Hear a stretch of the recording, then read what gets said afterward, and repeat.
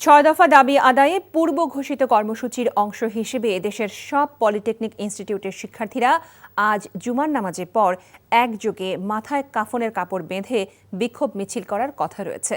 বৃহস্পতিবার রাতে এই ঘোষণা দেয় তারা।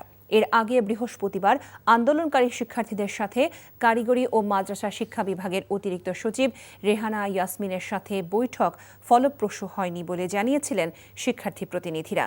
তারপর সন্ধ্যায় দেশের সব পলিটেকনিক ইনস্টিটিউটে মশাল মিছিল করেন তারা।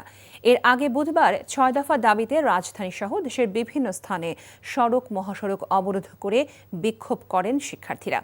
সড়ক আটকে রাখায় তীব্র যানজটে ভোগান্তি পোহাতে হয় সাধারণ মানুষকে। আর বৃহস্পতিবার রেল ব্লকেট কর্মসূচির ঘোষণা দিলেও শিক্ষা মন্ত্রণালয়ে বৈঠক থাকায় তা শিথিল করা হয়। বান্ডেল থাকলে প্রতি সেনমানিতে টাকা বাঁচবে। বিকাশ সেনমানি বান্ডিল কিনে জিতুন প্রতি লেনদেনে।